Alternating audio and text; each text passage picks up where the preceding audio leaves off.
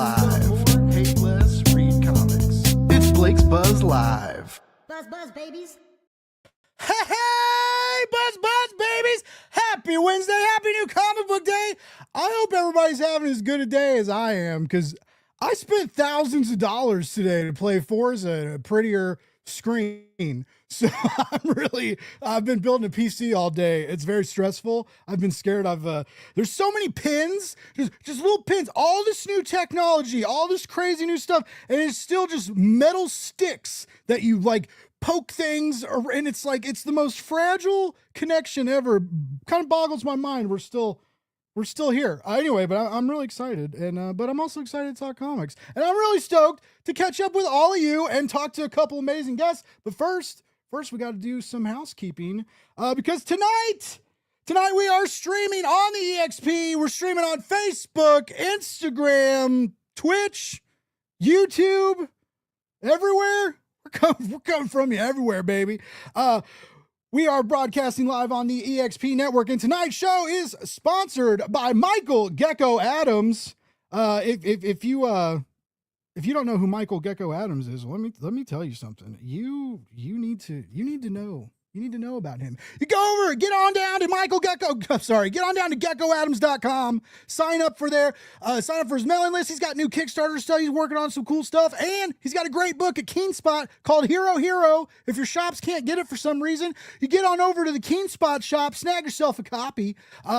And by the way, there's a link in the description that tells you just how to do that. In every book we talk about tonight, there's links in the description for you to just click on them and support indie comics to your heart's content. Also like to shout out Will Allred's crossover division coming back for its 8th issue with a gorgeous Tula Lotte variant. Definitely want to snag that. There is a link in the description. Pre-launch page is live. We're working on getting some new art to tease for you, but in the meantime, you can sign up for that page, really help us out, and then when the campaign goes live, you make Will look like a rock star, and Will is a rock star. He deserves to look like one. And then finally, the Shaolin Nun campaign is come and gone, but we are doing late pledges, baby, and so if you missed out on all that kung fu crime epic action, still got a chance. Still got a chance to come on down and swing by and check that out. So I think that's neat. All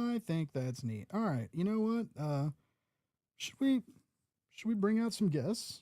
I think we should bring out some guests.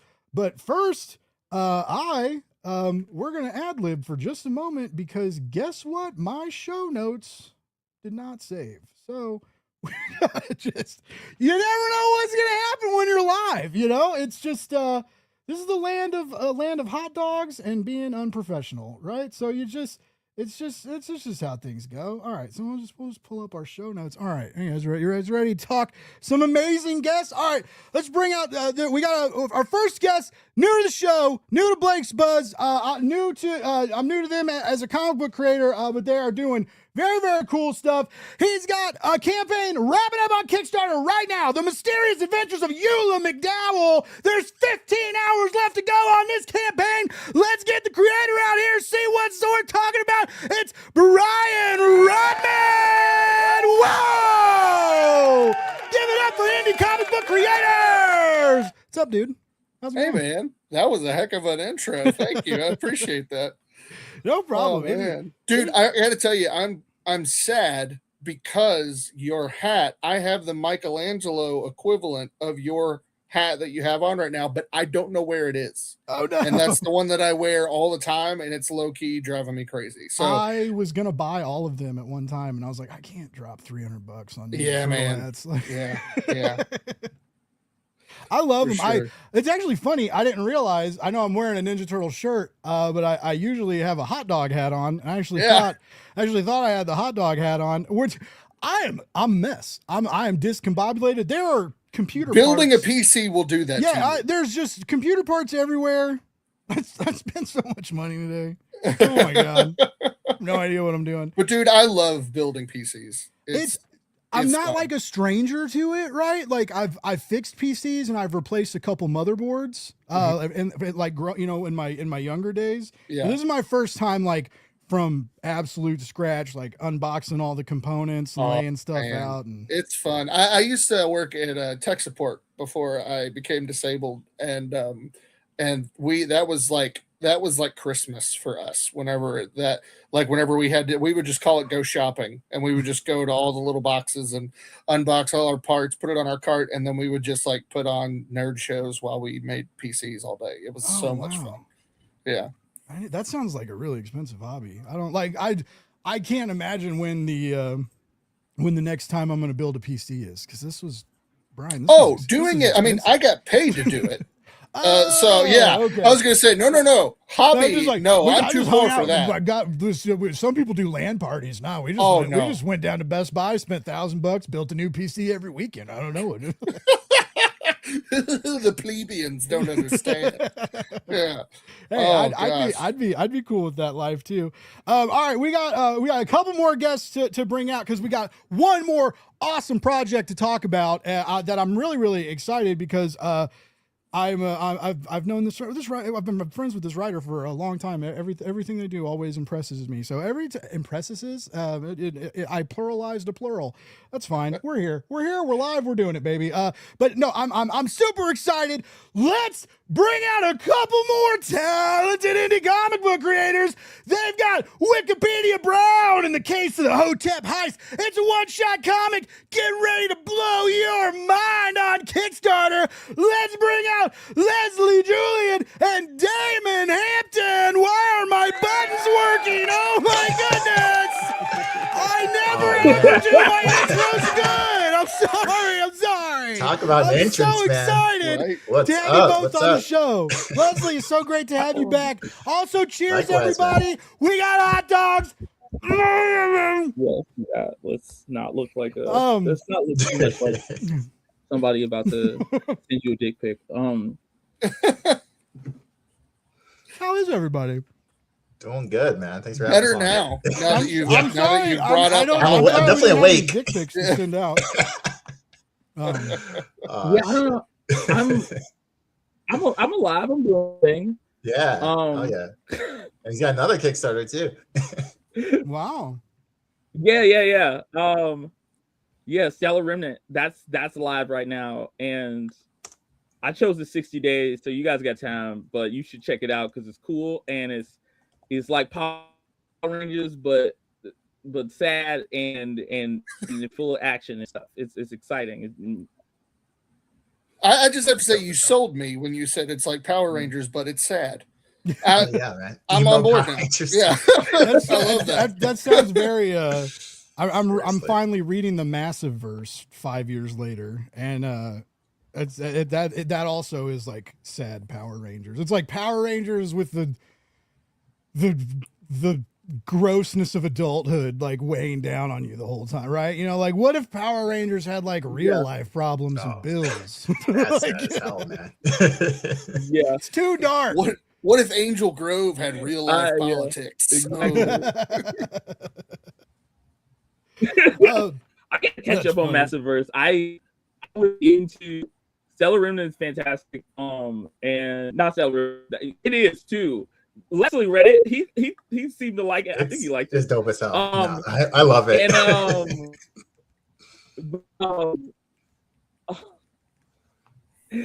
And the other book, the book that I get the name of by, he used to live in Chicago. His name, I met his wife recently too. She was super nice. And he did the Batman with the Tokusatsu Batman. He wrote that recently. God, I met him so many times. Not Fraction. He's the book you were just talking about. The Massiverse? Radiant Black? Yes. What, like, where you guys like? Okay, so he the writer. Kyle Higgins. And then he's the Massiverse. Kyle Higgins. That's right. Kyle is great. That's what I was trying to get to.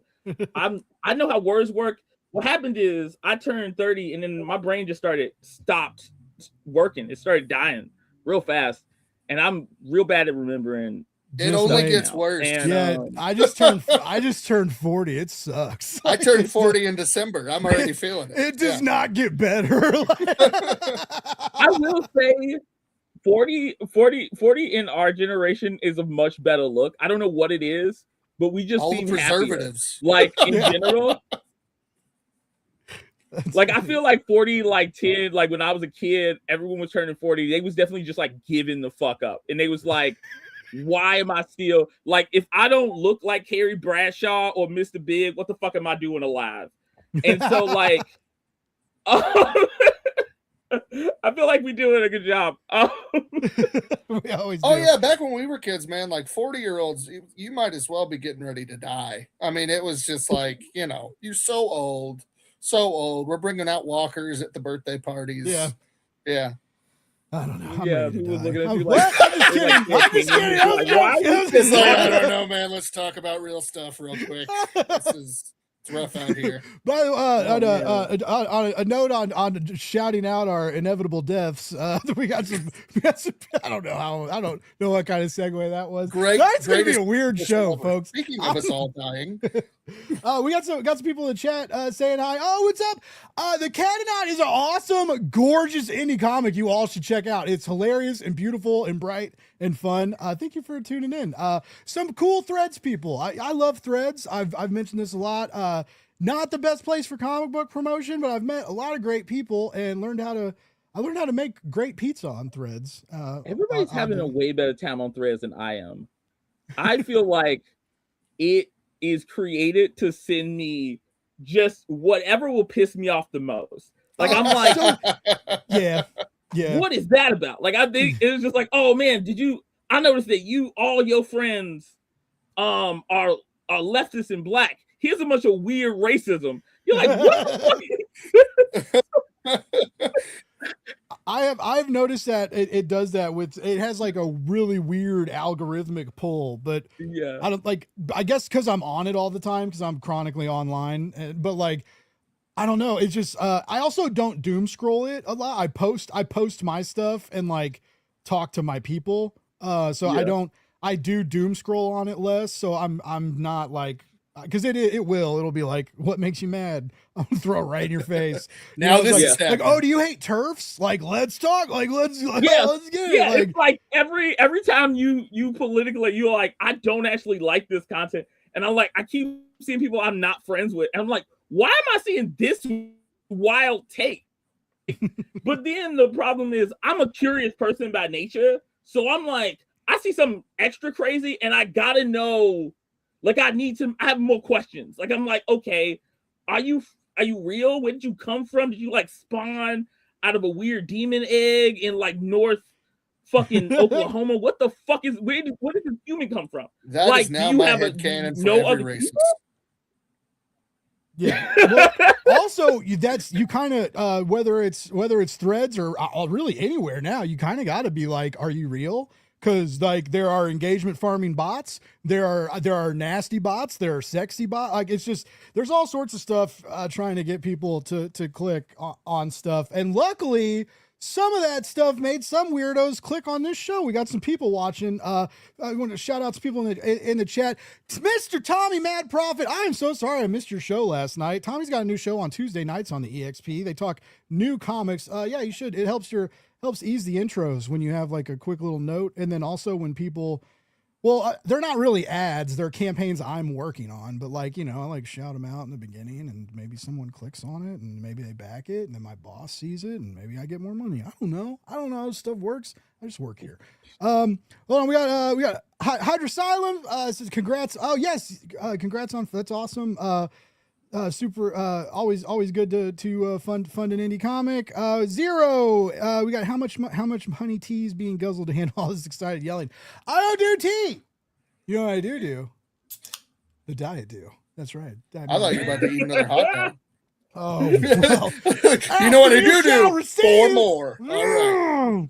Oh my and God, then like baby. the logo flashes past. We gotta you gotta get those, you gotta get that ad going. Yeah, I need if Mountain Dew or any hot dog company wants to sponsor the show, we'd be happy to. We're happy to let you. I don't know why I do this. I started eating hot dogs on the air, and now I feel like I have to. Is this the root? No, that's racist. Sorry guys, that's rude. Let's see. Yeah, always eat hot dogs on the regular. Oh, what the? Yo, it's John Westhoff. John Westhoff, baby. He's fantastic. Part-time comics, love part-time comics. Always good stuff. Yeah, all these creators make great comics. By the way, Damon, I brought up. I wanted to show this off since we were talking about it. Oh wait, is this the wrong? This is the old one. The old one. Damn it. Hold on. Yeah, we're doing issue 2 now. We'll get there. Here we go. Wait, no, issue 2. That's the one that. Oh my god. Oh man. All right, I tried. Click on my little head right there at the bottom in the corner. It's right there. I think that'll work. Oh, it just opened up a new tab. Hold on. God damn it. That's all so right. funny. Well, yeah. Is it okay? It's opening up new tabs. I apologize, David. No one told me you had another book live. I thought you guys were just here to talk about Wikipedia Brown. No, it's cool. Try to be a little. I'm more not mad sometimes. That's what it looks like.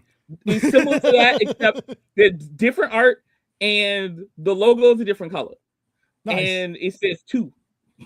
Yeah, I bet we can just Google Stellar Remnant 2. Yeah, you know what's funny is like I thought I was supposed to have people help me press the buttons and stuff, but apparently not. So it's still just me being a bumbling weirdo eating hot dogs, folks. Like it's not okay. Oh, we got it. We got a page. Can't share multiple screens though, so we gotta stop sharing this one, then we gotta share another one. And it's all right. We'll get, man. I hope you guys better check out this freaking campaign. This is you better go support indie comics. All right, 28 backers, 40. All right, I got it. What made you want to do a 60-day campaign? Most people they want to get these over as fast as humanly possible, and it's like people are talking 2-week campaigns now. Like I've heard whispers of like people considering 14-day campaigns. Okay, why did that happen? So I do this thing where I forget to tell people about stuff all the time. And I was like, if I have 60 days, then I have way more time to keep being able to correct that mistake. And to promote it and stuff. Because also I know that like I think last time we bought some ad space and stuff, and that's not something I know how to navigate because I'm running the campaign this time. I think Nathan ran it last time. He was more aware of he like is a marketing professor. He like knows that stuff a lot better than me. So like I'm doing this by myself, and I didn't have the funds to like do ads. So I was like, I need to have as many chances as possible to let people know and to like put stuff out there and figure out what the rules of every Reddit sub is. So that I can do it wrong and have them send me messages that say, "We took your shit down. Shut up, you dumb bitch." And I've never been able to promote on Reddit. I've had people swear by it and be like, "No, like if you figure out the weirdness, like your post may pop off." But then even if it does pop off, it doesn't really guarantee people are going to go back your campaign, right? But yeah, long story short, like it's crazy. Like in every indie comics post, like if I've posted about a Kickstarter, they're like, "Oh yeah, you're only allowed to post about indie comics on like Thursdays." And it's like, what are we posting about the other 6 days a week? The group is called Indie Comics. It's not called Indie Comics on Thursdays. Like anyways. Yeah. But yeah, sorry, didn't mean to interrupt. But all right, so more time to market, more time to be crazy on social media, and. Do you like that? Do you like having more time, or does it just? This is my first time trying it. It was kind of like it was a little bit of a gut decision of like, should I do the regular 30 or do like 60? And I was like, let's try it. Hopefully it works out. Hopefully it gives me more time to like get it out there and maybe correct any errors that I might make. Because I made a whole different video for it. I think I posted that on Instagram, but like I couldn't upload it to Kickstarter for whatever reason, and I was kind of upset because I spent like, you spend all day editing the video, and then they just like, oh no, you can't, it won't work. Yeah. I don't know, I ain't never seen lights before, I don't know what this is.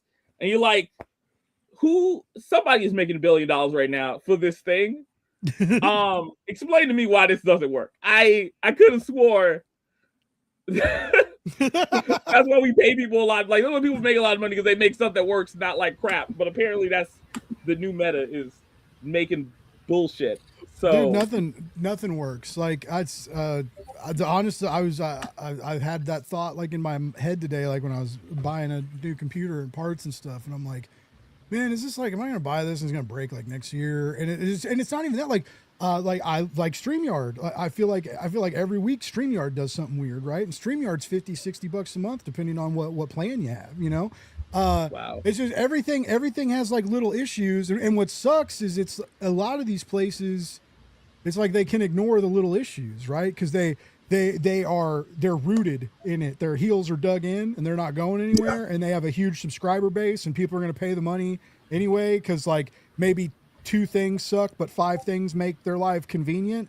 And that's the world we're in. We will do, humanity will do some disgusting shit for convenience. Have you ever noticed that? Like, if you can make our lives a little easier. Okay, so like, you gotta watch out. Like, you gotta be careful with me. I will talk your ear off. And this whole like our over interest or over reliance on convenience is as a thing is like my like big one of the big like issues that I have with like American society at large. Like, it is not that like convenience in general is a problem, but we have gotten to the point where we start to think that like if it's convenient, it's better. And in reality, that's not always true, right? Like one of my big examples is like it seems great to have a phone, your phone have everything on it, but when you think about it, it's like because you put everything on it, you use up all the battery, and then stuff you need on it you can't use, and you've lost everything in one fell swoop, right? So like now you don't know what time it is at 3 o'clock in the afternoon, and if you live in some place in the suburbs or like really unincorporated parts of the city, like in America, like the buses stop running at like 7 o'clock in the afternoon. The fucking and so who are you calling? Where are you getting to put pieces in places and things like that? Not to mention, if you like listening to music, we all was like, oh, I can listen to Spotify and whatever in my MP3 player. You're not connected to the internet, you can't fucking do that. And then, or you are connected to your phone, you listening to music, then you ran your battery out. You can't call anybody when you need help because of some random shit to happen. Because you aren't planning for bad things to happen. You aren't planning to be kicked out of your friend's house because he had a weird reaction to the weed he got recently. Like, so like, but your phone doesn't work and you can't get the bus because you live in the suburbs and they stop running the bus at 8 o'clock because I don't know. They assume you have a car, but like, can't nobody afford a car. They pay us $7. They pay those people $7 an hour. Like, what are we talking about? Anyways.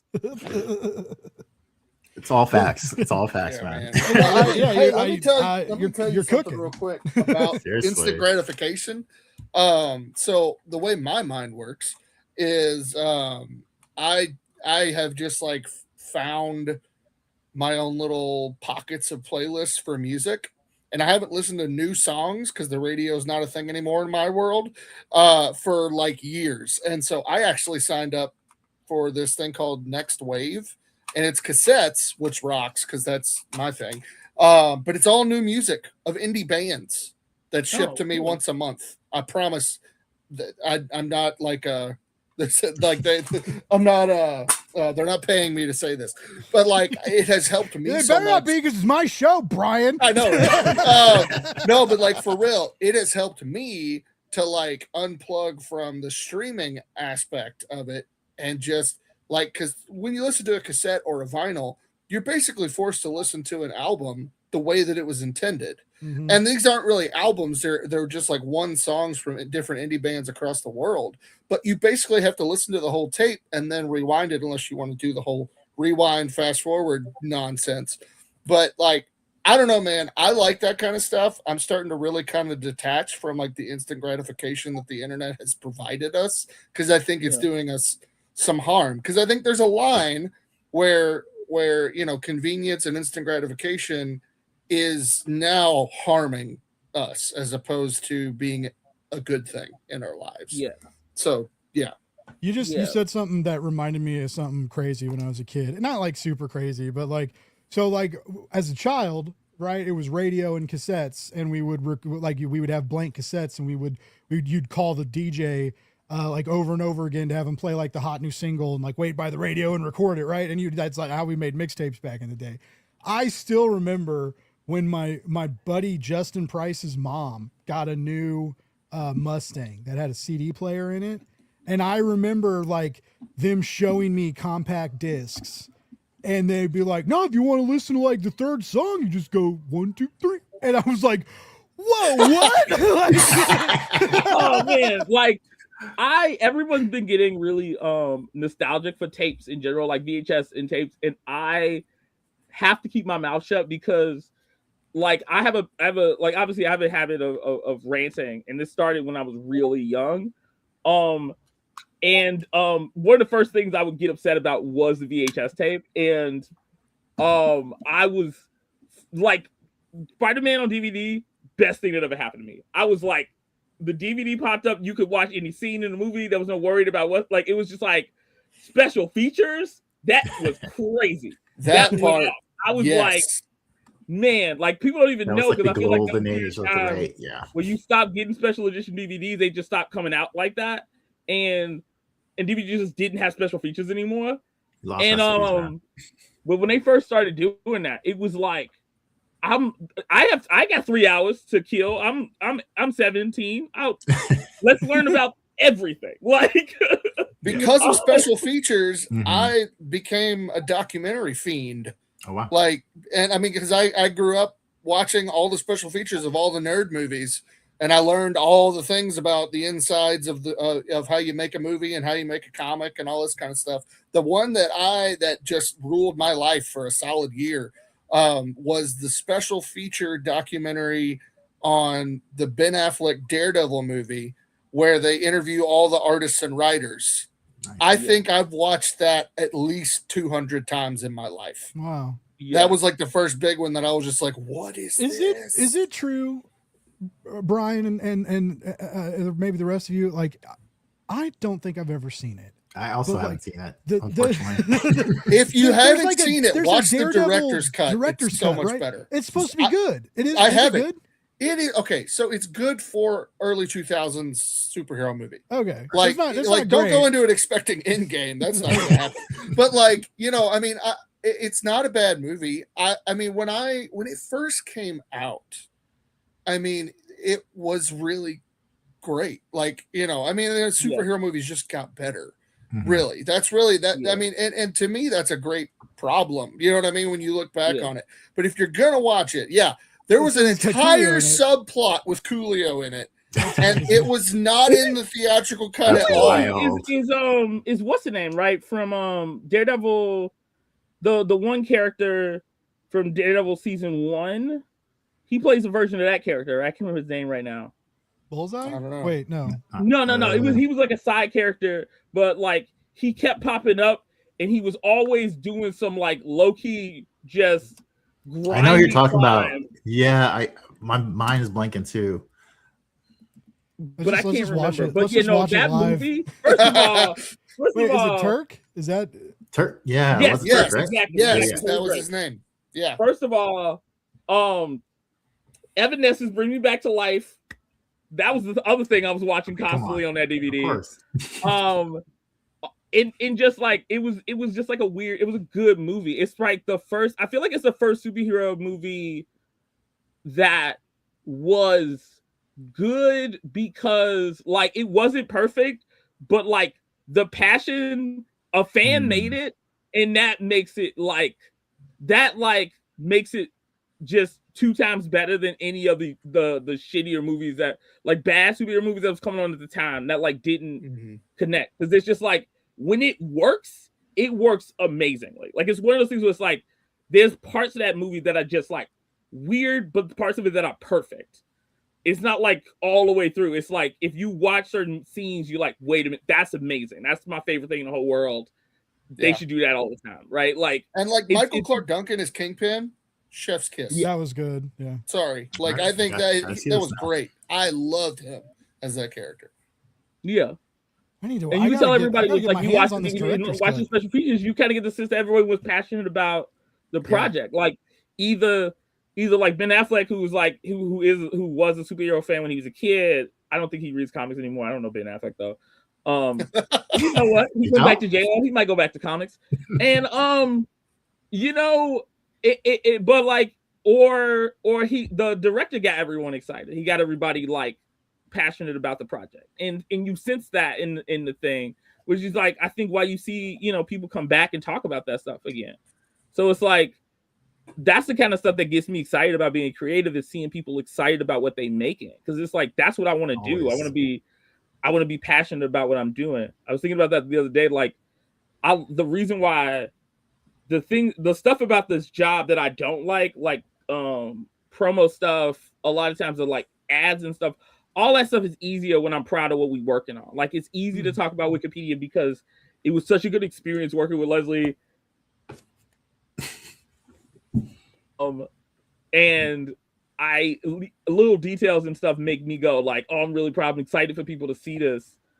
And it becomes easy to like talk it up and like hype it up, because it's like we got to like hang out some more, even if it was only online, and get to know each other, and at the same time like make something that's like I think is like genuinely funny and in a good read. Oh yeah. Well, speaking of good reads, we've been. It just happens. I'm notorious for this. We've been yapping for 32 minutes. We have not. Well, we sort of talked about one of your books, but we've not talked a lot about the books that you guys are here to promote. So real quick, I want to because this one's wrapping up. 14 whole hours left. Oh gosh, Brian, real quick. While I scroll through this page, why don't you let all of us know what is so mysterious about these adventures of Eula McDowell? No. This is actually it's book 2 of the current series, the Cosmic Wheel, that I've been working on. I introduced it in book 1, and actually I do comics, and I did comics for like 8 years. This is my first branch away from comics. But it is like a hybrid novel, like an illustrated novel, but like a light novel. Right? Yes, very similar. That was like one of my big inspirations were light novels. So yeah, extremely illustrated. But this story it takes place in an alternate 1990s.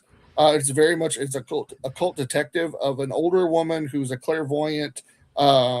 Occult detective, demonologist type, and she's starting to notice that her cases around her city are starting to point towards this greater, more diabolical conspiracy that could very well lead them to a catastrophe, maybe worldwide, maybe not. And so the structure of this book is actually something I love. It's kind of formatted like a bit like a season of a TV show. So like it's episodic. So every episode has kind of a monster of the week type feel. And that's nice. One of my favorite illustrations. And shout out to that prick who was in the comments earlier. That's right, still watching. Dude. Gosh. But anyway, so each episode is like a monster of the week, and it builds on itself. And the last like 3 stories are really just piggybacking off of each other, creating one larger story. So yeah, that's kind of the structure of this book, and it is very similar. So hold up real quick. So Eula McDowell, the titular character, is based on my grandma, who was not a clairvoyant demonologist who fought demons, but she was just like her personality, like her name was Eula. And she's a wonderful, sassy lady, lived till age 97. She was just we had a great relationship. We would basically just roast each other, and that was our love language. I mean, she grew up during the Depression, and her husband was a nose gunner in World War II, and it just like she is like kind of the poster child kind of figure when you think about the silent generation. That was her and my grandfather. but her personality was just so, that sums up her personality right there. And that's what I wanted to capture and kind of just bring her back to life in my life. That's so cool. Right now, and do this. And so I threw her into the book series that I'm working on. And it's been a ton of fun to just kind of explore this character, which is my grandma and then a couple other people just kind of combined into this fun fictional character. I tell everybody that this series is like Murder, She Wrote meets Supernatural with a taste of Lovecraft. Cool. So yeah, it's got, you know, a lot of the cosmic horror aspect, which so did book one. Book one, Memoirs of an Angel, was this book was based on the comic book series of the same name. And the reason that I did the pivot to illustrated novels was my health tanked in 2022. I ended up getting long COVID that just like completely destroyed my health. And so I found that it was easier for me to write and then draw, illustrations as I went along, as opposed to do it, because I did everything with comics. I wrote, illustrate, color, all of it. And while I was figuring out what my body could and couldn't do over a couple years, I decided to give prose a try, and it worked. So I was like, "Hey, I can write prose. Who knew?" It's useful. Like I get paid a lot of, not a lot, but decent money from several people to like to copyright. To like write, to do like solicit writing, to do Kickstarter solicit writing, to do Kickstarter campaign writing. Yeah. And it's so funny because like you would think like, and I know not every creator is the same, right? Like some people have like Damon was talking about, like Damon's trying to get better at marketing. He's better at other stuff. He's trying to mix it up and get new marketing tools, right? Some creators are really good at some stuff, but they are terrible at like pitching their own book, or they freeze and like become paralyzed at the thought of like trying to write about themselves on a Kickstarter page or something. So it's something that you would think, like when you're like listening to you talk about this, right? And it's like your family's in it, your blood's in this, there's a lot more in this comic than what meets the eye. Right. But there are some creators who would like struggle talking about that, right? So it's an interesting tactic. And you know what? I'm glad you're all struggling because I need money. Anyway, sorry, that was a joke. Okay, that was a joke. I'm not glad you're struggling. But no. By the way, I do really dig your art, and you had someone in the chat is digging it too. Thank you. So when what made you? Going from prose to light novel to comic to kind of back and forth, like, do you think, are you going to kind of keep mixing it? Like the light novel, they're super popular, like manga and light novels are huge. So it's like a pretty nice territory to be in. And I don't know that there are that many on Kickstarter. Like we've got a ton of comics. We got a ton of novels. I don't know that there's a lot of illustrated novels, but anyways, like, are you interested in kind of like keeping those entwined, or do you want to like, is prose going to be one thing and comics are going to be another? No, actually, they're going to be pretty interchangeable within the series as well. I have a couple spinoffs planned in the future that are just going to be graphic novels, and because now I have my disability figured out, so I know when I need a rest. I know, so I'm going to actually go back, and there's a comic book series that I've done in the past that I got to wrap up, and that's going to be the next project I work on once the Eula McDowell is done. And but I'm finally able to kind of dip my toes back into the comic book world. But in a perfect example of just how intertwined the mediums are in this series alone, in the Eula McDowell book, while we have more of a light novel approach throughout the whole thing, there are a couple short stories that are just comic books in the middle of the novel. So yeah, it's just I love both mediums, and I just want to play inside both of those worlds as much as I can, as much as it makes sense with the storytelling, because I think that I don't want it to be jarring for the reader. I want it to flow really well. But there are certain stories that I think only comic books can really tell. And there are a couple stories in this book where I was like, man, I really don't want to like force the prose. I want to just have the moody images. So like there's a short comic in the Eula McDowell book that takes place on Halloween, and it has maybe like 2 or 3 balloons of dialogue, and the rest of it's just pictures. And I love that stuff. I love stories just being told through illustrations and comic book form, because I think that really shows some storytelling fun. As a comic book creator, you get to play, and I don't know, like I didn't want to lose that when I pivoted, and I'm thankful that I didn't have to. Very cool. So, By the yeah. way, Hydrosylum Comics wants to know if you're planning to continue Memoirs of an Angel. So the Cosmic Wheel is now what it all is. This is the new format for that. So just to kind of summarize, Memoirs of an Angel, it has 8 issues out right now of the comic book. We aren't going to continue in the comic because those comics plus what was going to be the next 8 comics are in here. Okay. So that whole story is in here, and it's much more involved because I had more ability to write through prose. So the story won't continue in comics. It'll continue in this light novel, illustrated novel format. Can you still get those on the Kickstarter if people swing over? Oh yeah, for sure. You can still get the comics. We have catch-up tiers. You can get this. You can get all the comics that we've put out of Memoirs of an Angel as well.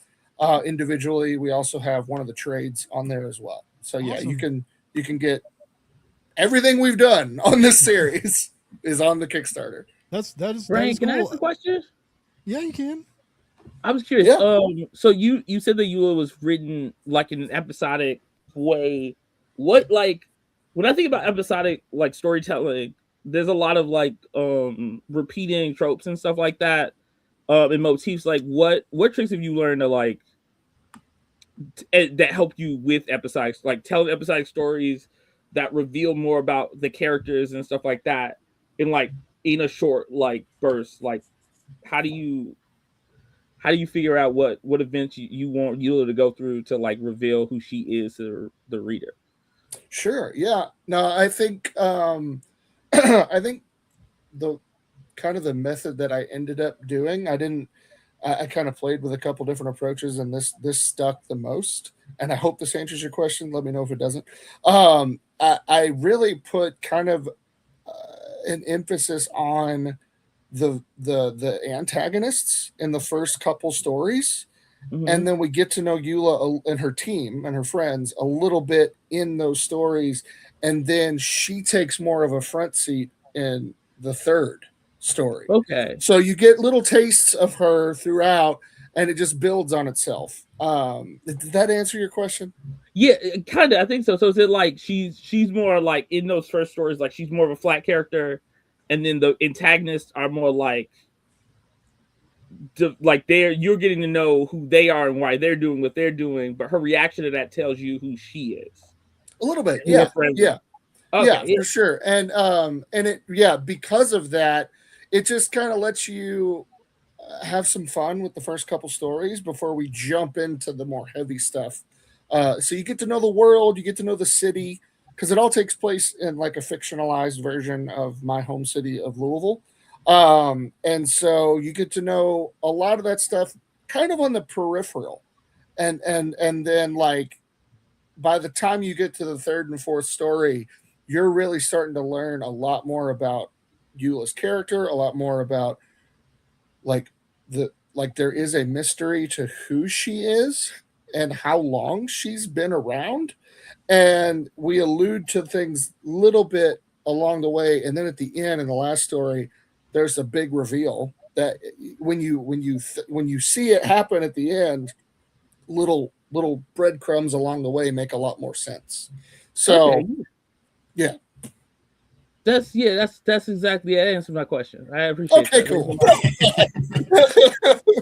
I had a question too, Brian. Sorry. Oh, okay. I'm definitely taking over.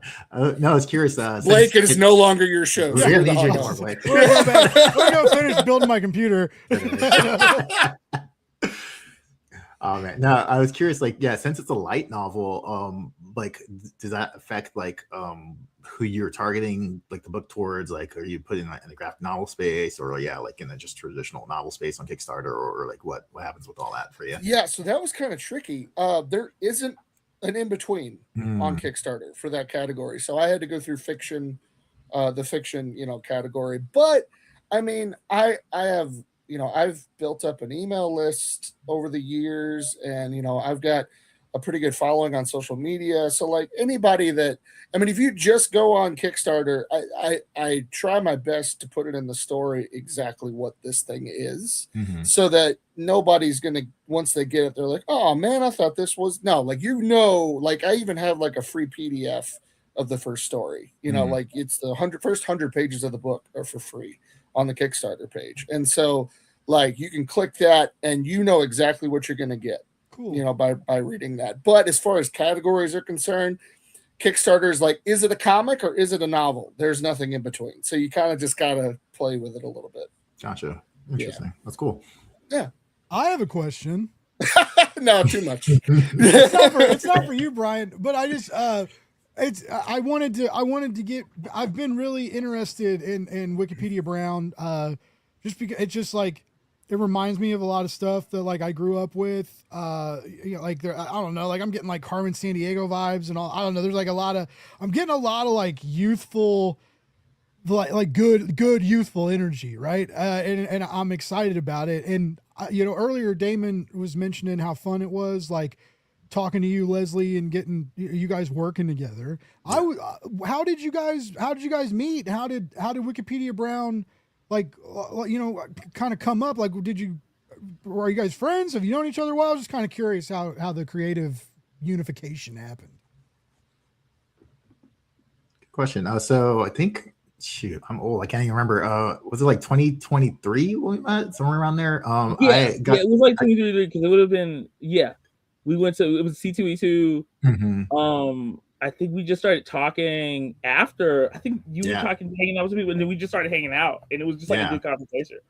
Yeah, it was like a super like great conversation, just chilling with Damon after the show, and just shooting his shit and like picking his brain and just like figuring out the kind of person he is. It's like we just really clicked, and that was just a cool one-off experience. I was at C2E2 in Chicago, and just kind of a couple years later, just David hits me up like, "Hey, you want to work on something?" And I'm like, "Hell yeah, why not, man?" Yeah. So we just kind of started kind of thinking about stuff like what direction we want to go in. Like we were kind of leaning towards like, oh, let's do something funny. And I mean, I can't remember how it happened. It was just kind of organically kind of kicking the ball around. It was like, yeah, what if we just kind of had this kind of smart ass kid that has to deal with this issue, and we kind of built Wikipedia from there, pretty much. David might I think I threw it as a joke. Like I was like I was like 60% joking about it, and I was 100% expecting you to be like, no, we gotta come up with something better than that. And he was like, no, I think we should do that. Like it's like yes, ending you. I was like, yeah, let's lean into that. Hit us with that. Hit us with that pitch. What is Wikipedia Brown all about? Oh man, it's our like take on a boy detective novel, but it's a smart clever little black kid who is, I was thinking about this. He who solves mysteries in like an adult world. I think it's really fun. One of my favorite things about the book is that like Wiki is very much a kid in the book. He's not like he doesn't act like an adult or anything for the most part. Yeah. But everyone else is still, the adult world is still adulting. Like it's still like it doesn't stop for him, and I think that that's fun. Because his kind of logic and like morality, to me in my head at least, is very like in that place of like, I'm a kid, I'm trying to protect what I see as the world, and he's like smart, but he's not like necessarily wise or whatever. And then there are like these adults who are like doing these, big things, and dealing with their own stuff. And so, yeah, I think that's how I would describe it. Leslie, you want to do a better job? No, I think you pretty much hit the nail on the head. I mean, it's pretty much like we just came up with this really black ass comic. I feel like it's like it's just really leaned into it. I just thought it was like super funny and like when Daniel like he kind of mentioned like it's like he was joking and I knew he was joking. I was like, that sounds so funny. Let's just freaking do it because I've been doing like a lot of like kind of serious stuff. I just like really love when I can lean into the humor a little bit like that. And Damon has some really good comedic chops and just like really good storytelling instincts. And it was just really fun to craft this character. It was like he's smart, but we didn't want to make him like, he's not like a super genius, just like a smart ass kid with this really interesting take on the world and like justice and like how he's trying to, like I said, protect his people, protect his own. So it's just really fun to come up with it. Damon, I love that you said like what made me really interested immediately in the character is you said he's wise or he's smart, but he's not wise. Yeah. Mm-hmm. And I'm like, that's like perfect for like a little genius kid. I think that's really cool. Yeah. Wiki is. I was thinking about this maybe a few weeks ago, and I was thinking about like wondering if people were going to think that Wiki was like based on one of us. And I'm like, in my head, Wiki is the kid I wanted to be when I was that age. Like, he's like smart and he's like dorky, but like a little, but at the same time, he's kind of pulling it off. Like he's kind of convinced you that he's kind of cool. So like, I secretly want Leslie to come back to me in like 3-5 months and be like, actually, I got another story we can do. I have if people like it, I have a few ideas or more. So yeah, hopefully people like this. Kind of a test, like putting the one shot out there, hoping a little bit. Like for me, we actually haven't talked about it. Funny enough, so I'm kind of pitching to Damon right now. But it's like I kind of envision like right now, like this is one case that we could kind of do like a bunch of one-offs, like just these random cases that aren't really connected, and we could just kind of keep it going that way. And if we wanted to, maybe but for most part, I picture like a lot of these old kind of detective stories, they just always had these one-off stories, going on. Yeah. So it's like you kind of do that way, and then you kind of can keep the ball rolling that way, which is really fun. That's exactly what I was thinking. So it's perfect. Yeah. Like you already, that's exactly what I was like. And it also puts us in a position where like we can kind of produce them whenever we need to, and it's never like, oh, you guys have to wait to finish the story, but we can always like bring the story, have it be ready. And or bust out a holiday one shot. And also, you can see progression, I think, about the creators over the years. Hopefully, also, I was just like, I was just excited to work on something that was like also excessively black. I don't know if that makes people uncomfortable or whatever, but like, I have like when I was younger, I was always scared to do characters that were like, I don't know, like to create a world that was like so focused on like black people and because of a lot of different like personal confusing stuff. But like as I've gotten older and learned more about the world, like I realized the importance of like creating characters that represent us and also connect us to people who aren't us. Like I think that like I don't want people to be like, oh, this is a black book, it's not for me. Like it is for you. Like Wiki is a kid like any other kid, and he like in a general sense, but the specifics of his existence are affected by where he comes from. So like, and that kind of that's how we all work. And that and one of the like important things about storytelling is that it both like explains, it connects us through these differences, and so like that's super important. It's not about like, I don't think it's about for some people it's good to have things mirrored, and then for other people it's good to have to be connected to something that isn't like you. I think I've learned so much from like movies and art that is not about characters like me. A lot of my favorite comic creators are like Asian American comic creators, and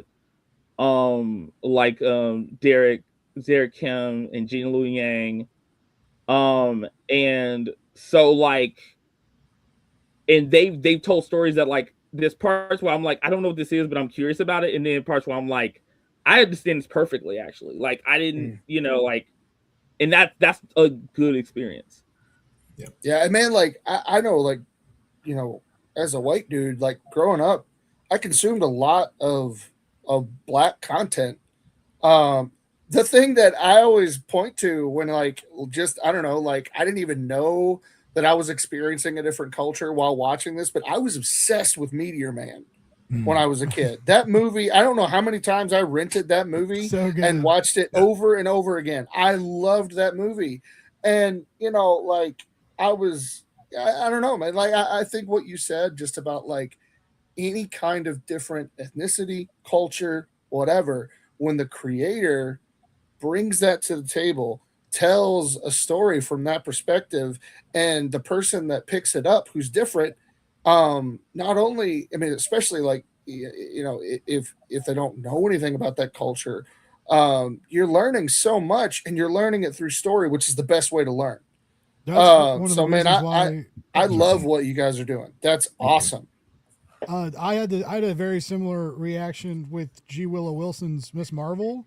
Like that's so many people did. That's why it's like an iconic run. But it was like there's the same reason a lot of people got mad about it too, right? I don't want politics and comics people. But what it was a window into a culture and a religion and a family that most like that a lot of white people were not familiar with, right? And it was just like, and it didn't beat you over the head with it, but it was just like you saw this family act a little bit different, but still a family. You saw this like girl turn into a superhero woman, and like, you know, her social environment was different than ours, but like got to the same conclusion. But that's what made it so powerful, right? Because there was like you could find that universality hidden in the otherness, right? And so that's what made it so cool. And that got me excited. You guys mentioning that too. We got a comment, and this is going to spin into something. Someone's wanting to know if that's the milestone logo on Ricky's jacket.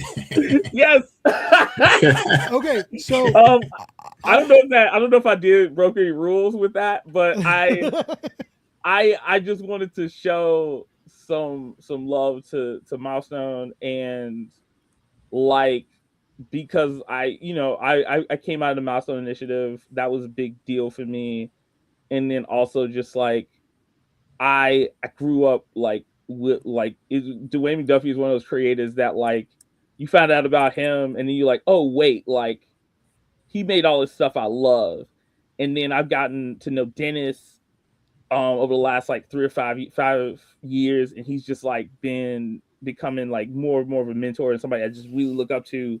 And he's like the chillest dude in the world.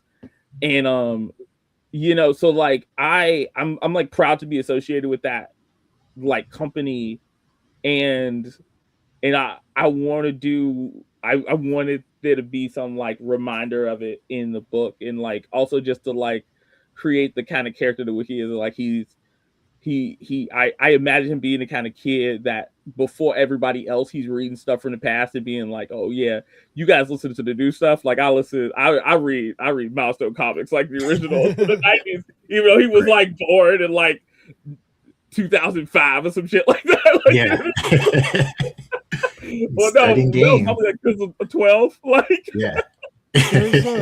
There's a lot of talk right now about well, I mean, there always is, but there's like a movement like right now, like about race and comics, but particularly about the DC So White stuff. And you know, is there pressure when you are putting out a book like this? You're having fun, you're laughing, and like you guys have said, you know, this like it's a very black comic, but it's also a comic for every, you know, like you want other people to read it and experience that unique blackness, right? And like that in a narrative, and learn about the culture.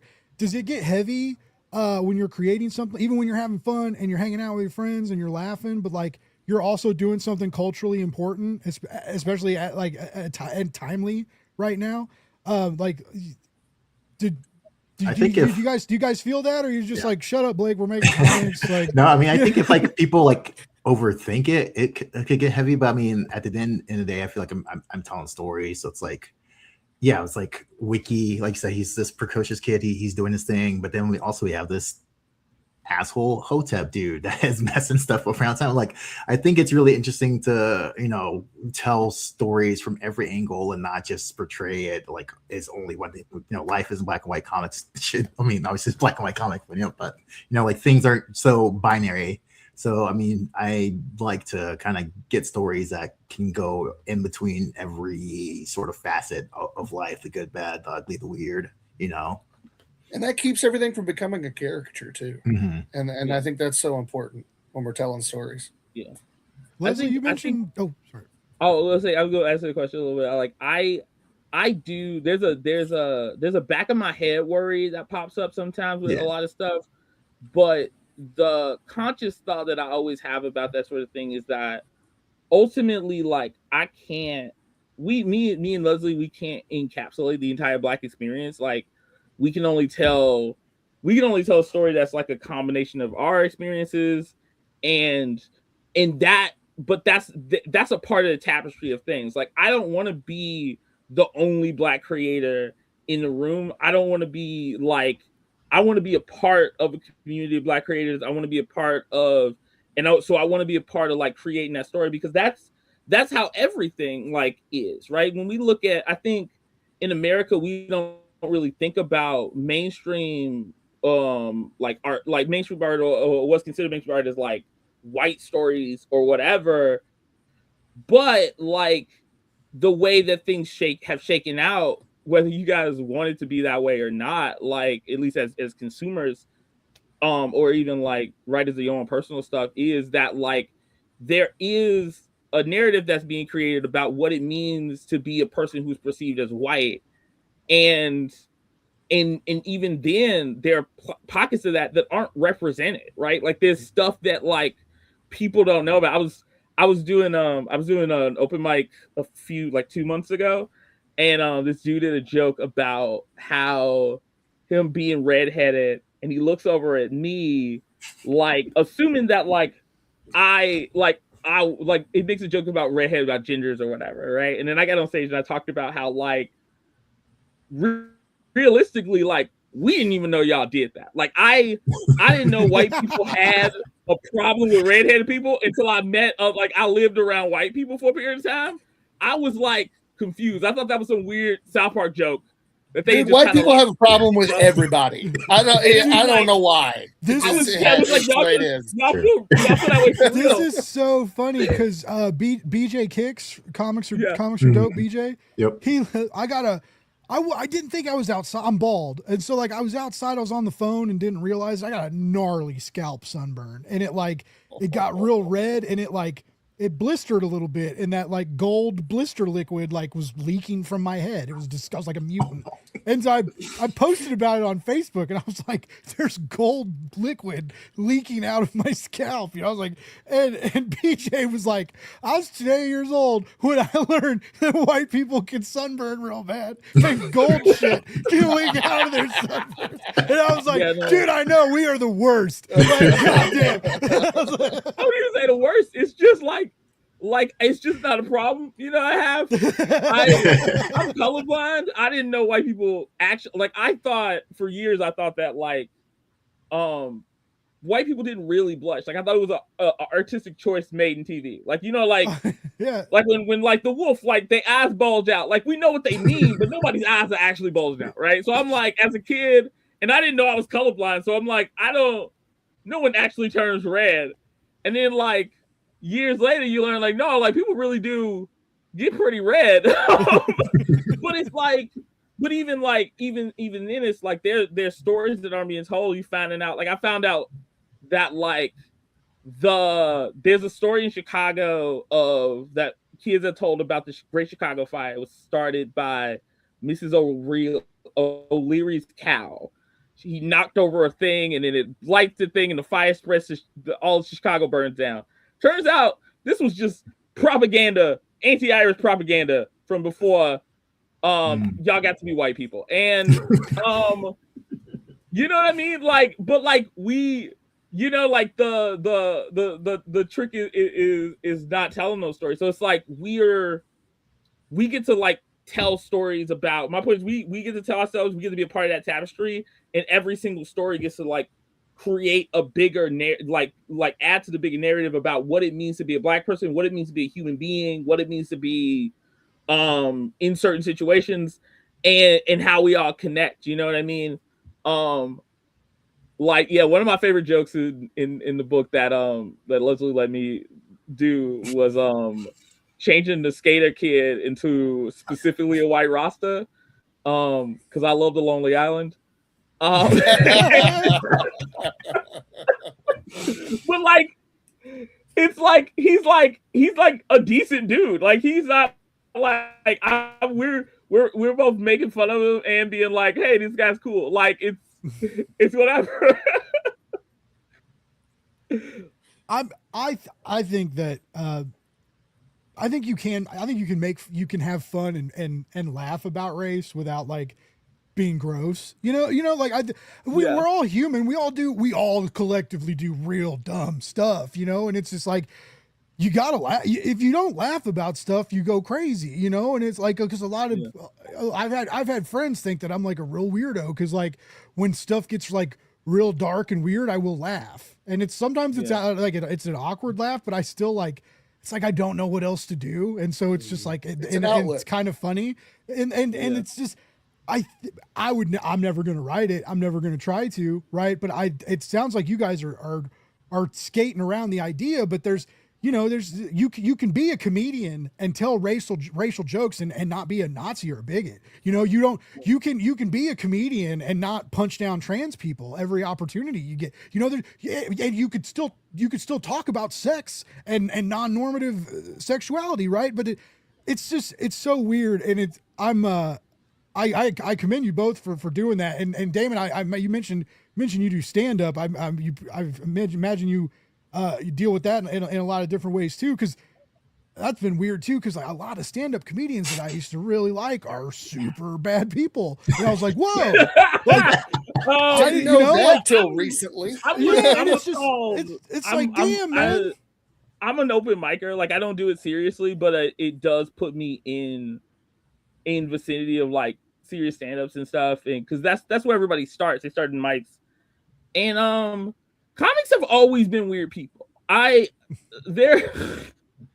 It's a weird group of people, and it's a lot of like outsiders and stuff, and so it's like it's to me it's not completely surprising, but like it's also hard to know, because like some people are like really good at some people are really being honest on stage, and some people aren't, and they're really good at creating a persona, and it's hard to tell sometimes. I mean, I was growing up, I was a pretty big Bill Cosby fan.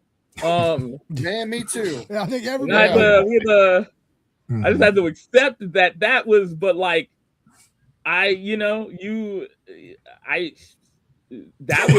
of that was bullshit. Like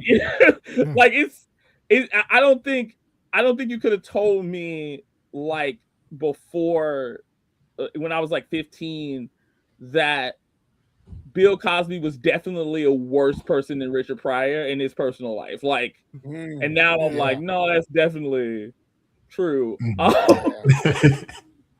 Yeah. Yep. Oh man, like the Huxtables were like, I watched the Cosby Show religiously when I was a kid. So like when that happened, man, when that all came out, I was kind of, at first I was like, I don't want to believe this, but then it just kept coming out, and I was like, dang it. And so like, you know, like I forgot there was like a bit that Eddie Murphy did where he was talking about, he was like making fun of Bill Cosby. This is like back in the 80s. He was like making fun of Bill Cosby for like calling out comedians who cuss all the time. And then like Eddie Murphy later, like when everything like had been out, and I think like the trial was over or whatever, Eddie Murphy was like, yeah, so I may cuss, but you know, it's like right. And do all that. But Zero has been leaving comment gold tonight, by the way. Zero says Cosby swears what Hitler did to Mustang. Oh man! Yeah, he messed up those sweaters. I know, right? Yeah. That sweater is. I've seen a few people go, "You can't wear that sweater in public." No more zipping South sweaters. Can't do it. Dude, my mom, both of my mom and dad have real bad teeth issues. My dog Bruce bit my dad's dentures in half, so that happened. And my mom just found out she has to get all her teeth pulled and get dentures. So like, anyways, there's a lot of Jello in the house right now, and so the fridge is just full of Jello. But every time I open the fridge, it's just like, no matter what Cosby did or will ever do, he is intrinsically tied to Jello. So it's just like I have this like fridge full of sexual assault snack, and it's weird, and I don't like it. That is the weirdest thing I've heard in a very long time. Oh, it's crap. like Bill Cosby, like just like way too proud of himself, enjoying Jello in the most evil way. We gotta find a new spokesman to help us forget. What's crazy is you thinking back, and it's like, man, like I wonder, like how much of that Jello money was like put to nefarious use, right? Oh. Like you see, like he bought drugs with that Jello money. He got into parties with that Jello hype. I mean, I know he was on the Cosby Show, but like. Stop ruining Jello for me. I'm sorry. Assume everything every horrible person has done with money is there's some shit tainted. We get that in comics. I feel like all the time, right? Every other week, there's like a new terrible comics person. It's getting a little better. I think we've got most of them out. It feels like, but yeah, I mean, there's a lot of. I will say that like comics is because comics is so hard to make decent living at. Like we definitely have a lot of good people in comics, and I'm always shocked by the fandoms, like the online fandoms propensity to try to like build a nefarious narrative around somebody because they wrote an issue they didn't like. Because I've met several writers whose books that I didn't liked in person at this point, and all of them are lovely. Like just the nicest people. I would almost say if you don't like somebody's book, chances are they sweet. Just expect them to be nice. Well, you're not gonna like everything, right? Art is very subjective. Even an award-winning thing isn't gonna be somebody's jam. But I totally feel that. I'm a big Tom King fan, and I got to meet him, and he's so nice. But he's a very divisive writer, and it feels like everybody. If you don't like Tom King, not only do you not like Tom King's writing, but you're like, Tom King is a hack writer and a war criminal. And it was like, how did we get here? I get he wrote the Baghdad book, right? And it's heavy, but like, it's a bit, he was in, I'm sure he did some messed up stuff. He was in the CIA and he was in the Middle East, right? I'm sure stuff happened, but like, it's so weird how we will demonize and villainize someone for just making art that we don't like. And it's not even like, it's not even art that like is causing trouble, right? It's not it's not offensive. Yeah. It's not, it's just I didn't really like this and fuck you, right? And it's just like cape stuff. Yeah, like that's what I mean. Like and honestly, I think it's because people, and I really like, I'm a challenge readers, people watching, viewers, what's the name? Even if you aren't a comic creator, read some books on comic creation, learn about how it works. Yep. So you have a better like vocabulary and understanding for why you do and don't like stuff.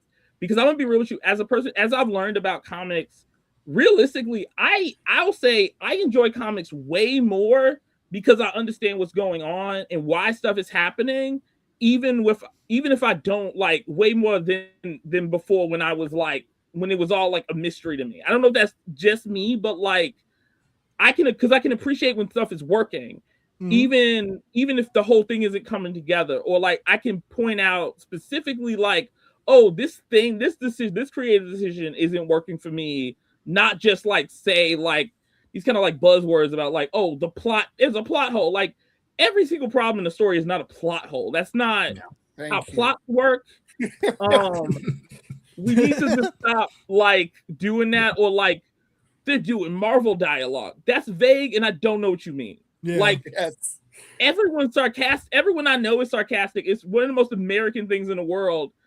Sure. Why are you acting like that's not good character writing by itself? Just sarcasm as a concept. Like, that's not how that works. Like, you gotta be able to understand, like, if you in the thing about the internet is like, you don't even need to read a book. Like, Hassan Adawi has a whole comic channel. His channel is still up. It's called Strip Panel Naked. You take yourself to that channel and you watch them videos. They will teach you what you need to know about reading books.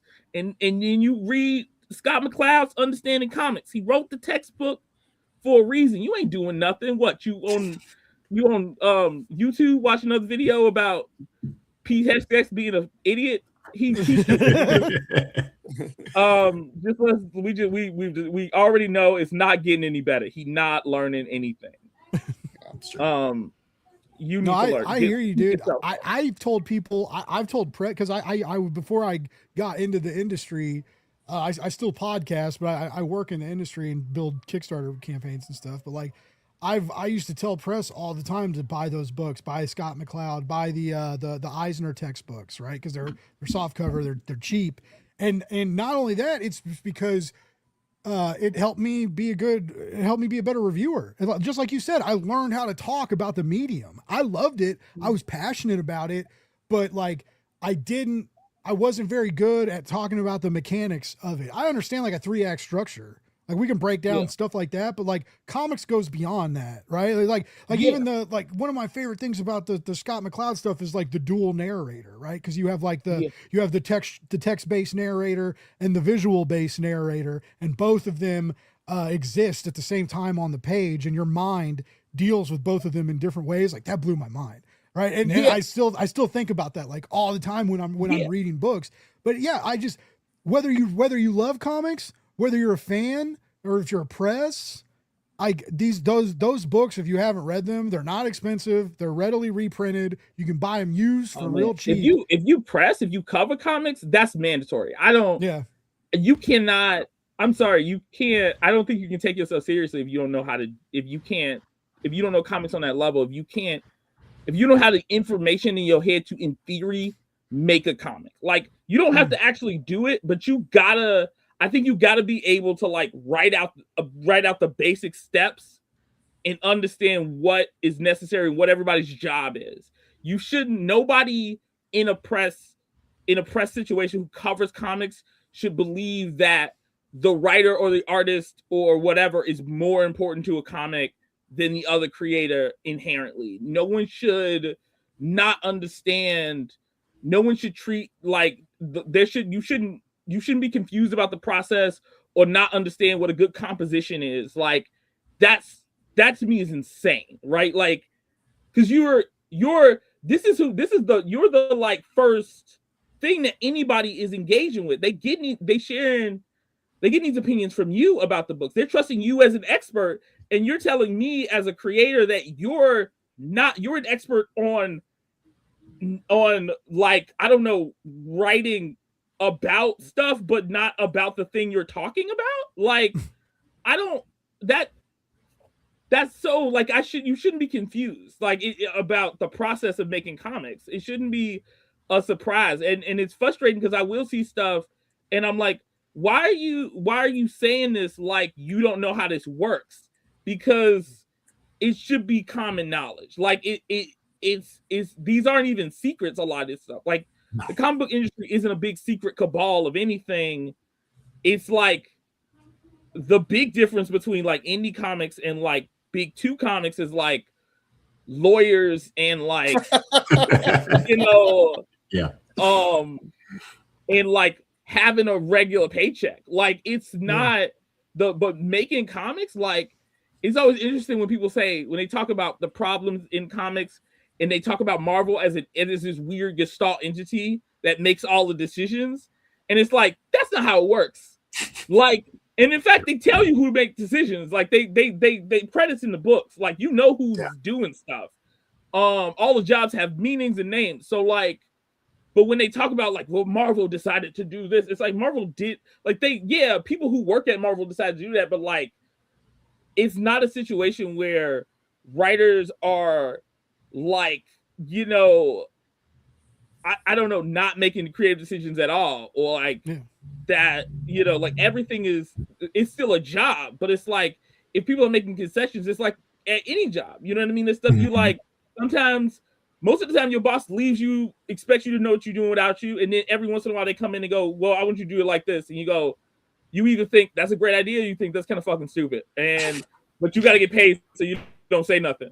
You know what I mean? And like that's really the difference. That's really it. It's just like your job. If you decided to start, if you work at a restaurant and you know what it's like to work at a restaurant, you know the difference between and owning a restaurant. You kind of know the difference between like what it means to be an indie creator and like a big two creator. Like, and that's, you know, that's the truth of it, right? You need to repeat this 1,000 more times for people, man. Like the way you broke that down, like seriously, like that was honestly like I'm sitting put here a going, light this bulb is a on so many master people. class and how to understand comics. Right there, This is like great. seriously, like there would be a lot less dumb, or maybe not. No, there's still going to be a lot of dumb. Yeah. There's going to be people that hear that they'll be like, he's wrong, I don't care, and that's, you know, there you go. Well, no matter what you do, also, first of all, Damon said big two. You're not allowed to say that anymore. I don't know if anybody's picked that up, but there's a new indie comic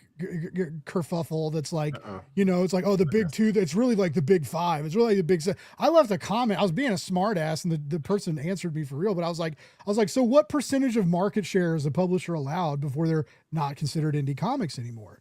And he was like, a point. So, and I was like, that's stupid. You just made that up. Like, I was just like, you can't. In my heart, okay, I know how hard it is to be an indie creator. I've been one, and I work for you all. I bust my ass, and I oftentimes it's hard to get books seen, right? And it's like, I know that feeling where you're like, oh fuck, no one's seeing my book. I'm gonna pay these people to help me, and then you do it, and we do a good job, and you're like, oh, no one's seeing my book, you know? And it's just like, it's hard out there. I know it's hard. Hating Marvel and DC and the people that work there, it's not going to get you a contract. It's not going to get you a book deal. It's not going to get you a $10,000 Kickstarter campaign. All it's doing is building more riff, more turmoil, more reasons for a creator to get mad at another creator. Like, could you imagine walking up to Ed Brubaker and go, hey Ed, oh my God, my name's Blake Morgan, I love your stuff. You're not an indie creator. Bye. Like, I would never do that. I would never ever do that. But what they are like the top, they're one of the top earners at Image, right? They whatever they want to do, they get to do. And so it's just it really just I don't understand why indie and big two creators aren't really like big two creators don't want to like draw lines in the sand. I don't think they care. They're busy. They have deadlines and money. But like, you know, there's so many indie people that are like, well, you can't be indie and do this. You can't be indie and do that. And you can't be indie and make this much money. And I just don't understand what these conversations are doing for the industry. Yeah. I feel like you're just trying to help people hurt each other's feelings. The goal is to move the industry in any direction. I think it's just to spew some hate. Yeah, honestly, I'm gonna say this in the most positive way possible. Like, you guys, like, regardless of how many books you sell, and even if you don't necessarily, the last book you did wasn't the best book in the world, you have every right to call yourself a comic creator. You're good enough, and if you don't think, if you look at your book, the last book you did, and it didn't sell well, and you're proud of it, there's no reason why you shouldn't be proud of it. Oh yeah. Sales is absolutely luck, and a bunch of other stuff is just as much as anything else. Just make something you proud of. Maybe try some new tricks, some stuff that you try to make a few reasonable compromises about promotion or like whatever. Invest a little bit of extra money, maybe a little bit of extra time that you take some risk in those ways and see if it gets you someplace. And if it doesn't, like, scrap together, figure it out, and do it again. But the fact that people are gonna buy Spider-Man over your comic because they grew up reading Spider-Man and your comic is new is not a judgment on you as a person or as a creator. You are good enough. You have no reason to feel bad about yourself and you should be proud every moment that you should be proud of yourself for trying to make something. Like, that's all we do in our lives. And also, of course, you ain't got no money. It's a bunch of people richer than you that don't want you to have any money. Our whole society is just advertisement, and most of it's about making you feel bad about yourself. Sure. Like, you know what I mean? Like, I think people get so in their head about like, and of course, some people don't like your book. They other people. We don't like everything. I will fight somebody because I love Titan AE, and a bunch of people think that movie is mid. And they're wrong though. Yeah. That movie's so good. Oh my God, Damon! I haven't thought about that movie in over a decade. I still remember going to see that with my dad. Like my dad took me to see that, and I remember my dad being like, "I didn't know cartoons were like this." Wait a minute, this is real storytelling? Yeah. What is happening here? Like Tom and Jerry. Dude, Damon, I like you, dude. You've said sevean things that have reached deep into my heart and plucked nostalgia chords. Like, I mean, you're great on it. You're great on a mic. So the stuff you said about indie creators is so spot on. We just get I get it. I get there's a temptation to be mad because the world, when it comes to the money part of it, one, people are telling us that how much money you have is like, it means something. And two, that like, that it's it's a measurement of your value as a human being. And two, that like, if you not making a bunch of money, it means the thing you made is bad. And that's just not true. First of all, people won't stop talking shit about Twilight. That book made millions of dollars. Stephanie Meyers is someplace, with her like Mormon garbs on, resting, relaxing, and having a good ass time. Yeah, she's having a better time than we are. Twilight is the worst vampire thing ever in existence, or maybe she does. I don't know, because money doesn't make you feel better. We see the richest man in the world. He's pathetic. Like, you know what I mean? Like, are you really gonna be mad about people? And are you mad about people who don't like your stuff that you didn't like anyways? I'm never gonna be mad that people I don't agree with don't like me. I might try to understand them, but once I do, if I still disagree, it doesn't matter. I'm never gonna be sad that like, I don't know, Kid Rock told me I was ugly this week. Like, okay, I wouldn't be mad if Kid Rock talks shit on me, but I am one of those. I think it's the press and podcasting and PR work, but it's just like, I hate how much I want people to like me. Oh, I hate it, and I want to be. And I'll burn bridges, but like, I'll let you walk on me like 400 or 500 times first. Like, I give you plenty of chances, but I don't know. I'm just weird. But it's like, no, I get that. You definitely, we want people to like us, but you also got to think like, people do like you. I mean, you right now, I like you. True. You know what I mean? You don't need it would be great if Brian Azzarello liked me. I'm pretty sure he does, right? I met him like 3 or 4 times. I get the vibe he doesn't like me. But that's okay. I know. Is there a story? I feel like there's a couple stories. It's just a vibe. I'm talking about a vibe mostly. Yeah. Okay. But like, Brian Azzarello somewhere like, man, I just had a really bad day every time he met me. Yeah, it could be that, honestly. I don't know how he could ever have. Isn't he with Steph Phillips? Isn't he with Dr. Steph? Like, I just, if that was me, I would have no problems. If I had a Marvel contract or a DC contract and my girlfriend was writing Daredevil, I'd be pretty hyped. Wait, what? Before we move on to something else, I really wanted to just throw this in there because I think it's important. Damon, when you were talking about just like, people, basically, the value of what they do is based on how much money they make and how famous they are or whatever. It is insane. Everybody out there who feels that way, seriously, Google how many famous creators, poets, artists that we love and call classics today died in poverty, and barely anybody read or saw their stuff. I mean, that may not be inspiring to you, but at the same time, what that can do is it can show you, hey, look, like their works outlived them and became something great.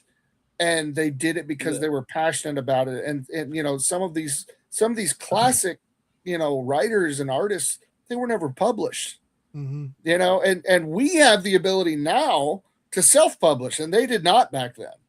So, like, you know, the statistics, if you look at statistics, like if you actually create something, you're in like the top 2% of people who think to themselves, man, I'd love to write a book or something like that. Nobody, like most people do not act on those things. And if they start them, they don't finish them.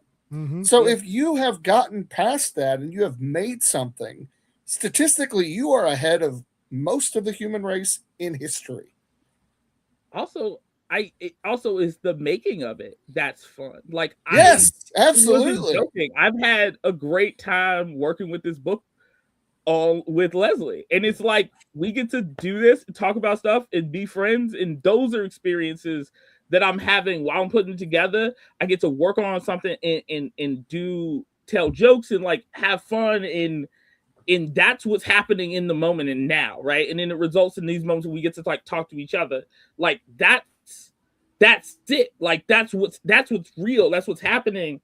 It's like it'd be great if you know the book goes somewhere and becomes famous, or we get some lady like comes to us at a convention and is like, you take out all this cursing, we could make this for kids and make $1 billion, and that worked. That'd be fantastic. I would like that.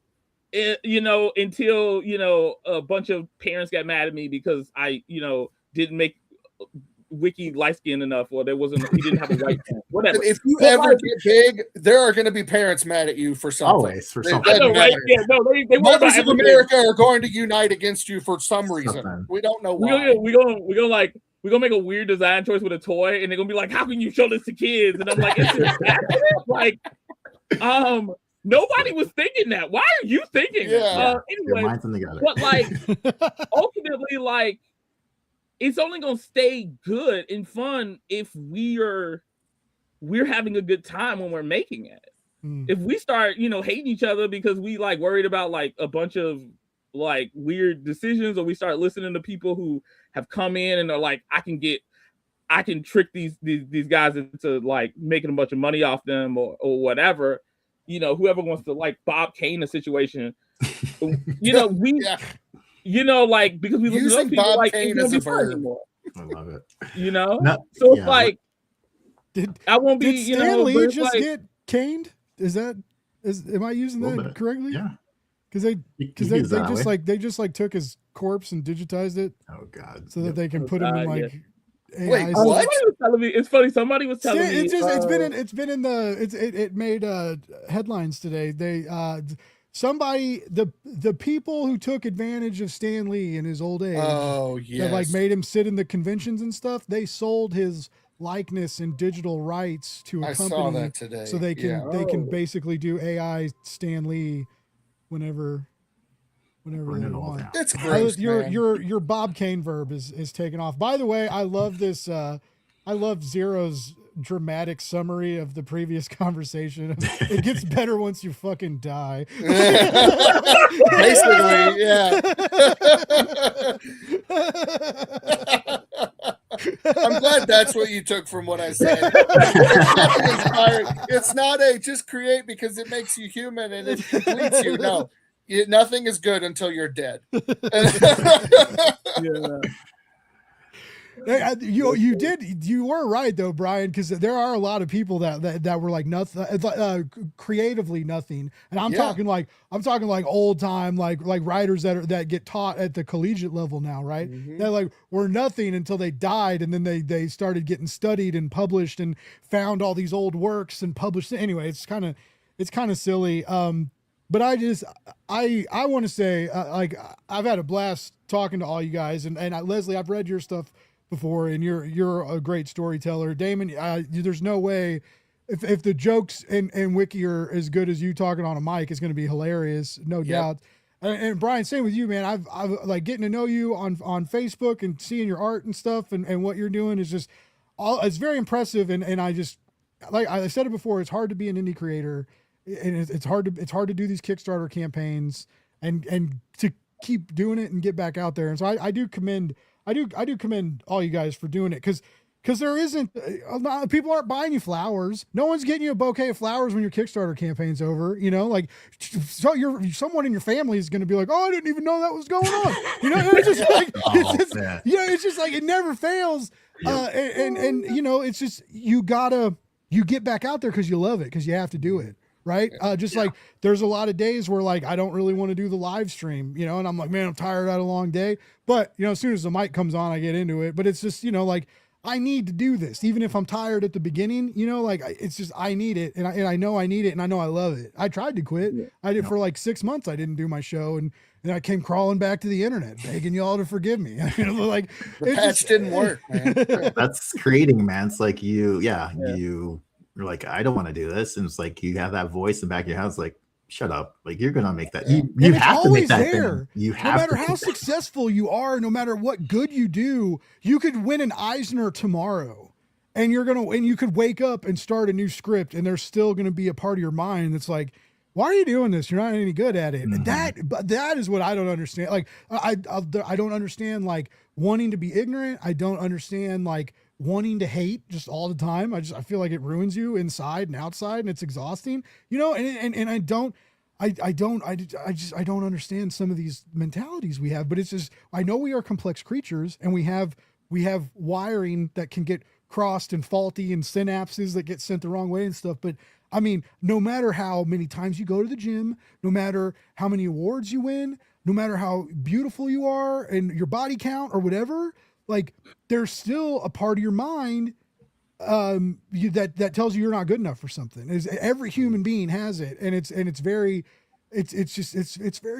strange how we have these like sparks of creativity where we like need to tell stories, right? We need to do something, combating with these other things in our body that are like, shut up, no one cares. You know, it's just, we're very weird. I'm a little more weird than some, but I'm just. I mean, I like I said, I freak out. I do a lot of client work, and I'm always like terrified that I don't do enough for clients. When in reality, I do more than I should. But you know, it's just like I never think I do enough. And my people I've worked for. The trick is that I realized a few years ago was to believe everybody when they tell me stuff.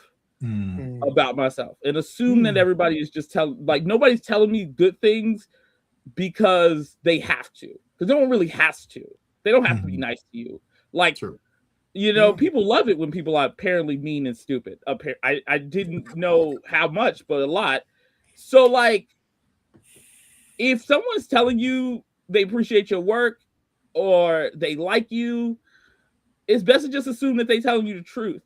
Yeah. And that counts for something, and don't downplay it at all in any way, shape, or form. No one has to do that for you. That it's a choice they made because they wanted you to know, you know. And it's like, if you keep that, if you remind yourself of that every once in a while, it helps you at least balance out that fear that something is wrong with you. Because like you go, oh yeah, this person said that, why would they lie to me? And it's like you could come up with a reason, but like it's not really a good reason because no one other people they also just don't wanted have to come on Blake's Buzz. That's why they're nice to me. They just wanted to come on and talk to a dozen people about their new book. They want to come hang out with you because you're nice. Yeah, no, it is. You're the hot dog. That is really good advice though, because it's so simple. It's not. You're not even building yourself up that much. You're just like, this person is telling me something and there's probably not a reason for them to be lying to me. Right. And it's just, it's so simple and makes, I'm going to try.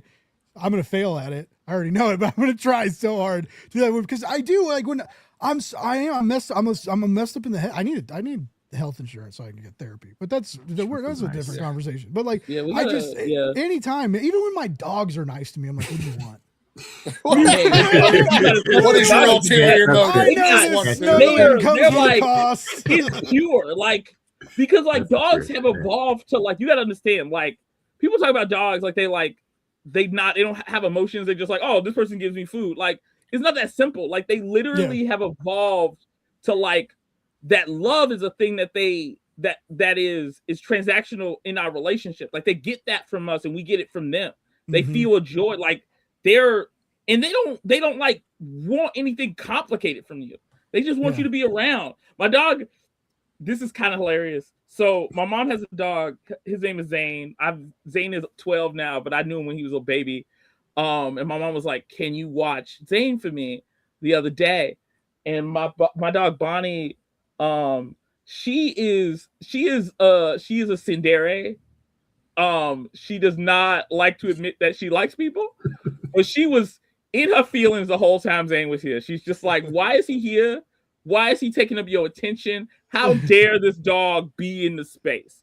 Like, and if I'm interacting with Zane, if my girlfriend's interacting with Zane, she's like, why would you betray me? What do you you know what I mean? And it's like, it's not like she wasn't fed that day. It's not like we don't, take it out or whatever. It's like, it's just that, like, she's a simple creature, and also she don't trust nobody. She don't trust nobody. I don't know what happened to her in Arkansas, but it was apparently triggering.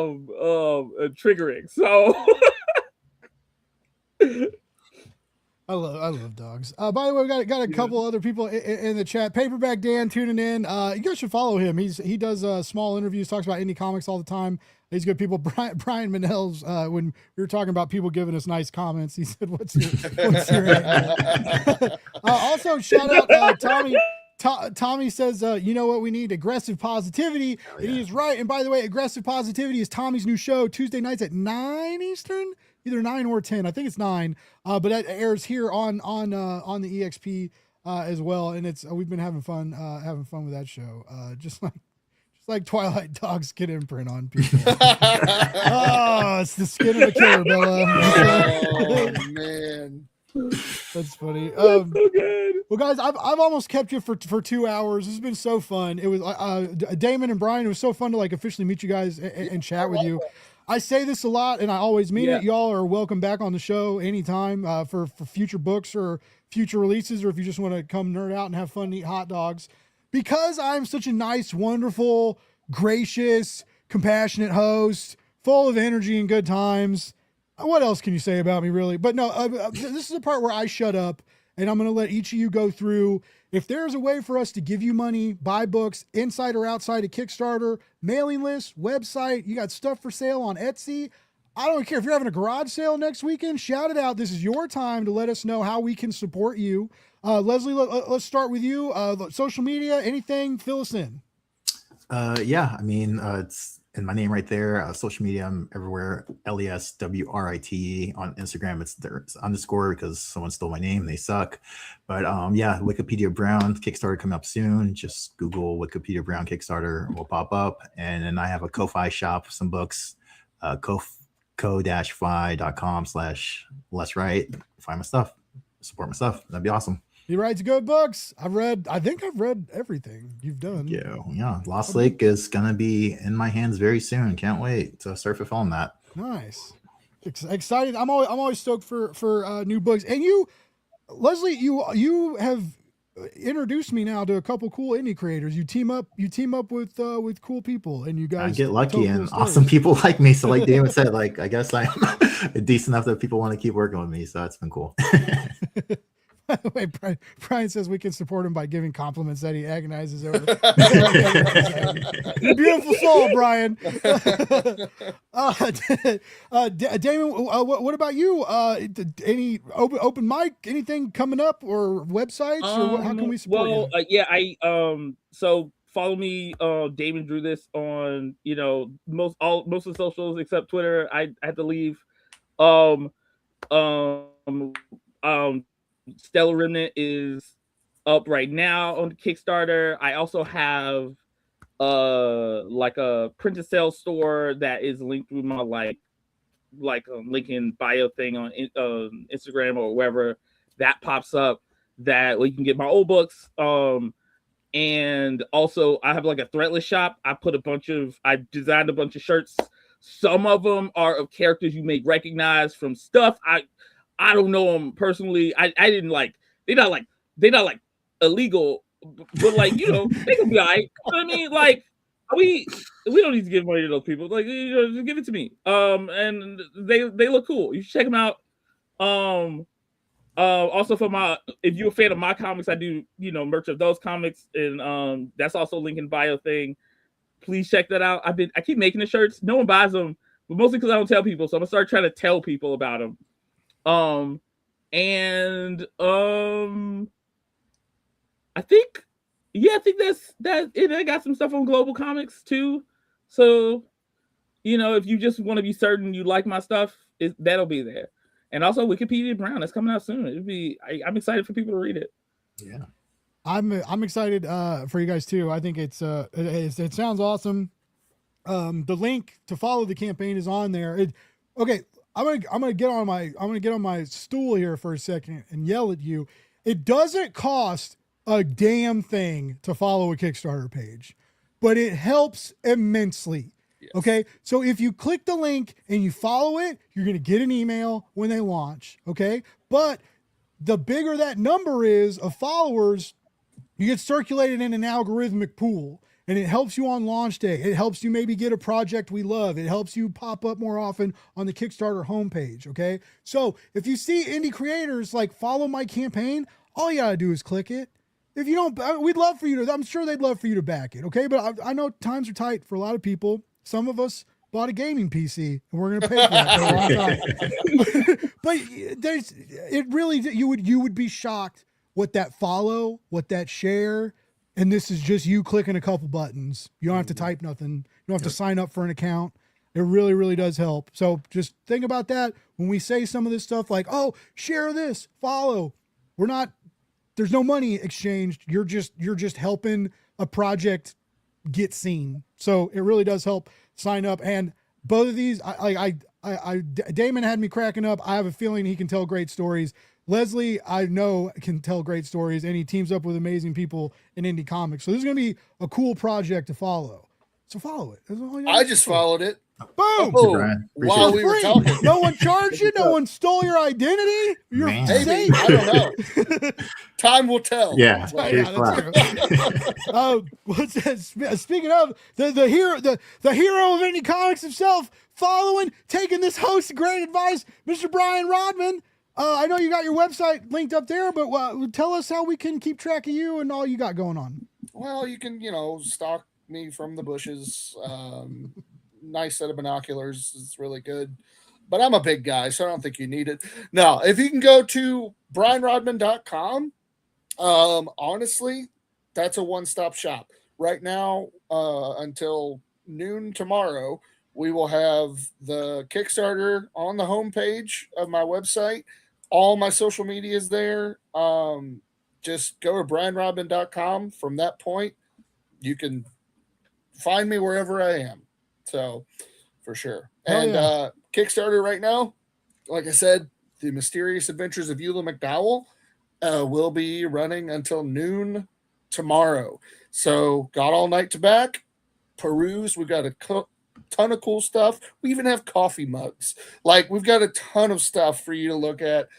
Price ranges from $12 to $200. So, we've got, we know times are hard. We tried to keep that in mind. So, come support, and I'd love for you to jump into the series. I think it's really important right now, and I think it's a really good read for folks. Oh yeah, and I'm a sucker for cool grandmas. So this one's a cool grandma, I promise. And a cool grandma, like living through a comic book as an immortal, is like, I love that. Pretty cool. Like bringing your family into your art and stuff you love is I like it. Yeah. The way I tell people is basically Eula McDowell is basically old lady Van Helsing. Okay, I like that. There you go. Yeah. Well, as I mentioned, there are links in the show notes. You can find all these projects. You can check it out. You can support the comics. You can follow the campaigns. Really, really encourage you to do so. Everybody who hung out tonight and left comics, I really probably got a big comment. Well, what's this? What's happening? Indie comics for the future. I like where this is going. There's a comic for everyone, so check it out. You never know what you might find. And if you do find one you like, let people know. Sharing is caring. I totally agree. And I agree. Hydrosylum said earlier that comics are for everyone. And I totally agree with that too. Cat and Knot, you're still here. I love you. Thanks. Everybody, thank you. I really appreciate it. I may look like a January 6er, but I'm not. And like that shit in the comments doesn't fly. I am a blue little snowflake. It makes me mad. And I will if I'm sorry for my guests. I'm really sorry my guests had to deal with that. And for the people watching it, I'm sorry. I don't like that. So although we did have an illustration of a man axing a clan member in the crotch. So we made up for it. Yes. Thank you for pulling me out of that bigot spiral, Brian. Anyways, that's for real. I've never had like a. I'm surprised that's never happened. I know, like I've had someone call me a clown before, but no one ever like. I've never had like problematic comments. Anyway, they threw me for a loop. I was like, what do I do? And then I found out we could anyway. I'm just I appreciate my followers and the good people in the chat, and so thanks for the regulars coming out, listening to me yap, watching me eat hot dogs, and listening to all these amazing creators talk about amazing books they have coming out. Because it would be a real boring ass world if these people weren't hustling like crazy people, telling amazing stories to distract us from whatever happened today. I'm sure something happened. There's something. You're right. Tommy, thank you, dude. You're amazing too. And don't forget, Tuesday nights, check out Aggressive Positivity. All right, we will be back next Wednesday. I got some amazing comics for you to check out. In the meantime, I love you. You love me. You don't have a choice. Have a wonderful night, everybody.